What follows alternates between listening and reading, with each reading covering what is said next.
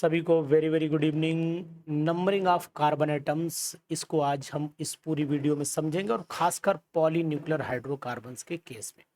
Polynuclear hydrocarbons तो आप जानते ही हैं, जैसे कि अगर हम लोग एग्जाम्पल के तौर पे आपको बताने की कोशिश करें तो पॉलीन्यूक्लियर हाइड्रोकार्बन यानी कि जहां पर एक से ज़्यादा बेंजीन रिंग हो। अब एग्जाम्पल में आपको पता होना चाहिए कि एक एग्जाम्पल तो बड़ा फेमस है जिसका नाम है नेफ्थलीन। आप जानिए इस चीज़ को, आज की ये वीडियो आपके लिए बहुत इम्पोर्टेंट बनने वाली है ना। नेफ्थलीन जो होता है वो पहला पॉलीन्यूक्लियर हाइड्रोकार्बन है। दूसरा पॉलीन्यूक्लियर हाइड्रोकार्बन आपका एंथ्रासीन हो जाता है। एंथ्रासीन अक्सर लोग कंफ्यूजन क्रिएट कर लेते हैं अपने लिए कि आखिरकार इनकी नंबरिंग कहाँ से होगी। तो नंबरिंग के लिए हम आपसे आज पूरी वीडियो में डिस्कशन करेंगे। आज आपको सिखाएंगे कि आखिरकार नंबरिंग नेफ्थलीन में, एंथ्रासीन में और फिनेंथ्रीन, इन कंपाउंड में नंबरिंग कहाँ से होती है। This is one of the most important question related to the polynuclear hydrocarbons. Polynuclear hydrocarbon के लिए ये बहुत ही इंपॉर्टेंट क्वेश्चन बन जाता है कि आखिरकार ये पोजीशन कौन कौन सी होती है। तो सबसे पहले मैं आपसे बात करूंगा, एक एक टॉपिक पर डिटेल में बात करूंगा और आप पूरी वीडियो को ध्यान से देखते रहिए क्योंकि ये वीडियो आपको मदद करेगी क्वेश्चंस में। बहुत इंपॉर्टेंट क्वेश्चंस, बहुत इंपॉर्टेंट क्वेश्चन। यहाँ पर हेडिंग बना ली, इसे नाम लिख दे फिनेन, फिनेंथ्रा, फिनेंथ्रासीन। तो इन तीनों में पोजीशन क्या क्या बनेगी उसको हम लोग समझते हैं।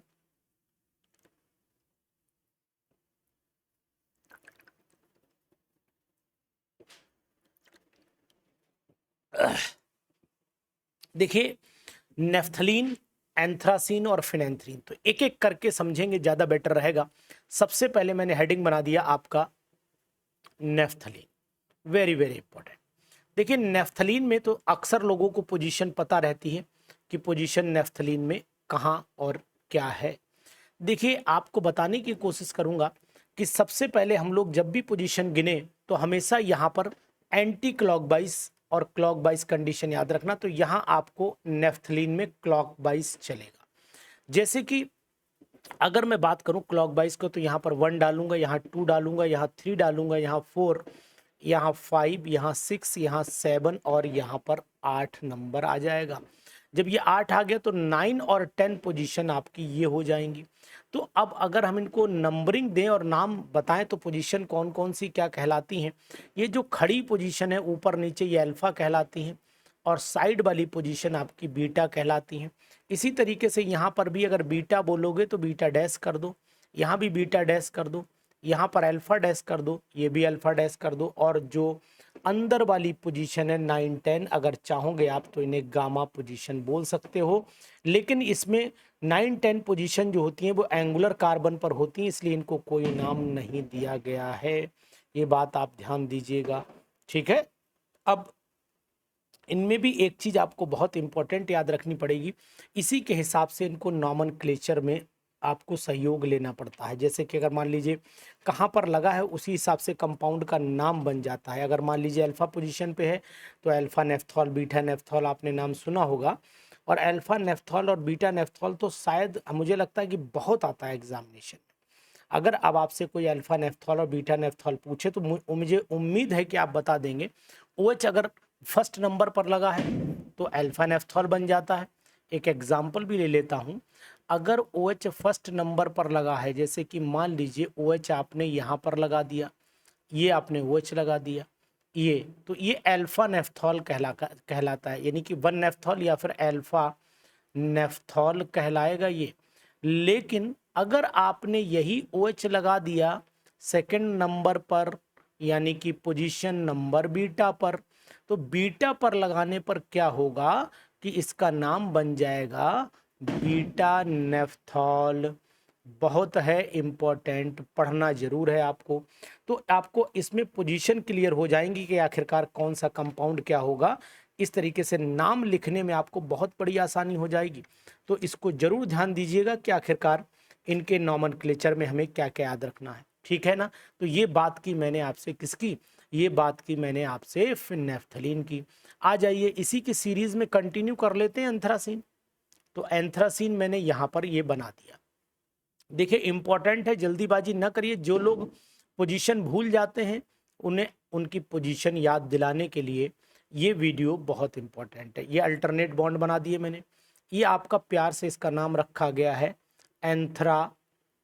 एंथ्रासीन। अब एंथ्रासीन में पोजीशन की बात आ जाती है। देखो नंबरिंग मैंने बोला कि क्लॉकवाइज ही चलेगी, यानी ऐसी ही चलेगी, क्लॉकवाइज एंटी क्लॉकवाइज में क्लॉकवाइज। तो क्लॉकवाइज में जब चलोगे आप तो यहाँ नंबरिंग दोगे 1 2 3 4 5 6 7 8 और 9 10 यहाँ पर दोगे।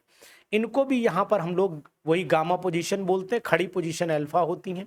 तो ये अल्फा हो गई, ये अल्फा, ये बेचारी बीटा हो गई, ये भी बीटा हो गई, ये भी बीटा हो गई, ये अल्फा हो गई, सॉरी इसे अल्फा बना लीजिए।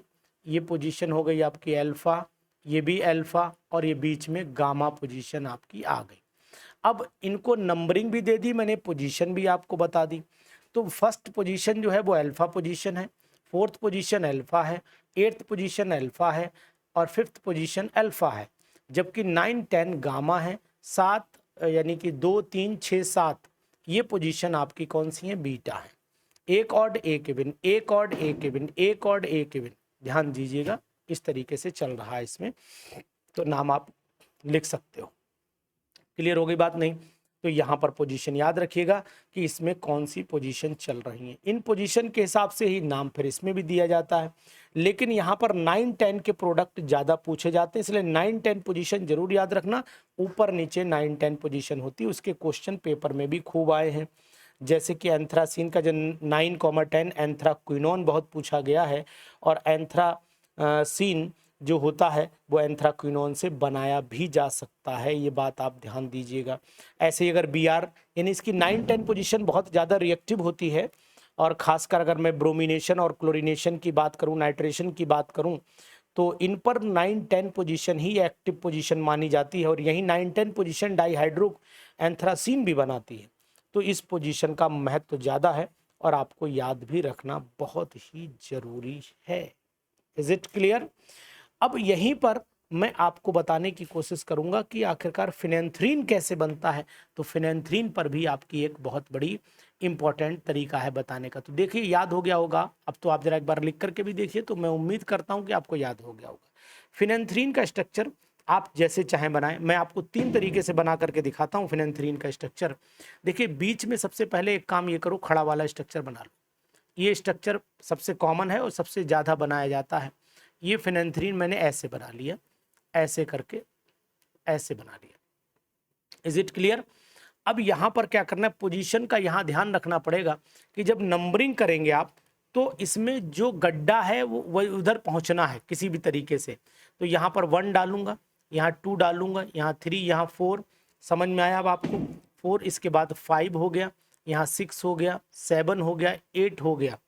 8 आपको दिखाई दिया कहाँ पर आया, ये पोजीशन नंबर आपका 9 हो गया, ये पोजीशन नंबर 10 हो गया। तो आपको ये पोजीशन 1 2 3 4 5 6 ये मैंने आपको बता दी है। इस तरीके से नंबरिंग यहाँ पर करते हैं, इस तरीके से नंबरिंग करते हैं यहाँ पर। लेकिन यहाँ पर ये बात आपको ध्यान, जो आपका बीच वाला गड्ढा आपको जो दिखाई दे रहा है वहां पर नंबरिंग नहीं होती, अधिकतर गलती वही हो जाती है। अब मान लीजिए स्ट्रक्चर ऐसे बन करके आ गया आपके सामने, सपोज कर लेते हैं ऐसे बन के आ गया, ठीक है, ये ऐसे बना, ये ऐसे बना, ये ऐसे बन गया। यहां पर भी आपको याद रखना है कि 9 10 तो यही है, ये तो पक्का हो गया।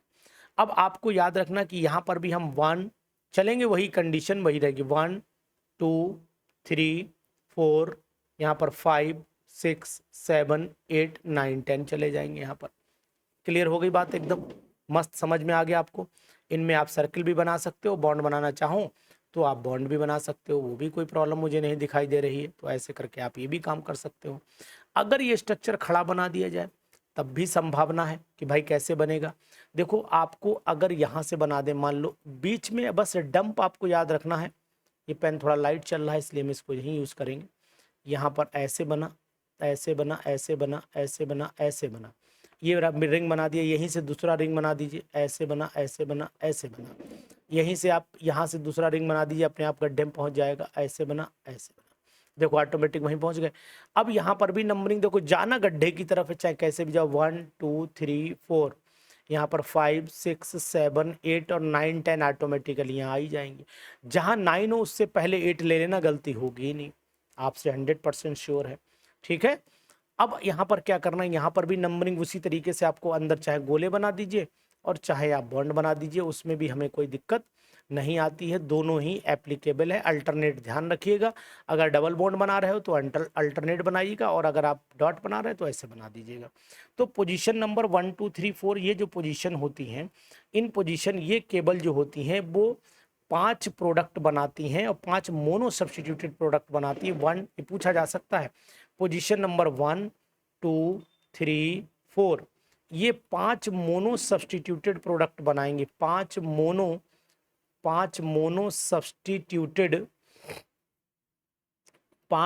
सब्सटीट्यूटेड प्रोडक्ट बनाती है, ये प्रोडक्ट बनाती है। जबकि आपने देखा होगा कि पोजीशन नंबर 9 पे अगर हम चले जाते हैं तो ये 25 डाई सब्सटीट्यूशन बनाती है, 9 पोजीशन देख रहे हैं, है ना। अगर 2 सब्सटीट्यूएंट है तब, क्लियर, अगर 2 सब्सटीट्यूएंट है, पोजीशन नंबर 1 2 3 4 5 और 4 और 9, सॉरी 4 और 9, अगर 2 सब्सटीट्यूएंट है, 9 वहां पर लिख देता हूँ, 9th पोजीशन भी इसी में इन्वॉल्व है। अगर मान लीजिए आपने जो है सपोज कर लेते हैं 2 मोनो सब्सटीट्यूटेड है, और अगर आपने 2 सब्सटीट्यूएंट ले लिए, ये तो मोनो है, डाई सब्सटीट्यूटेड बोले तो ज़्यादा बढ़िया रहेगा, डाई सब्सटीट्यूटेड अगर डाई सब्सटीट्यूटेड लिया है तो टोटल आपके 25 बन जाएंगे। कितने बन जाएंगे? 25 डाई सब्सटीट्यूटेड प्रोडक्ट पॉसिबल हो सकते हैं। बहुत ही इंपॉर्टेंट है। तो पोजीशन अगर आपको याद है एंथ्रासीन की, फिनेंथ्रीन की, अगर इनकी पोजीशन याद है ना, तो फिर क्वेश्चन गलत होने के चांस बहुत घट जाते हैं। इसमें 9 10 पोजीशन आपको पता होनी चाहिए, बहुत ज़्यादा एक्टिव पोजीशन है, बहुत ज़्यादा कंपाउंड बनाती है, तो 9 10th पोजीशन को जरूर ध्यान दीजिएगा, और ऐसे पोजीशन को याद भी जरूर कर लीजिएगा, क्योंकि एग्जामिनेशन में पता आपको जरूर है, मुझे जानकारी कि आप कहोगे सर ये तो मुझे पता है, लेकिन एग्जामिनेशन में भूल जाते हो कि बीटा नेफ्थॉल कहाँ है, एल्फा कहाँ ने बन रहा है, एंथ्राक्विनोन, एंथ्रासीन में जाइए तो 9 10 एंथ्राक्विनोन बनाना है, अब कहाँ डबल बॉन्ड ले जाना है।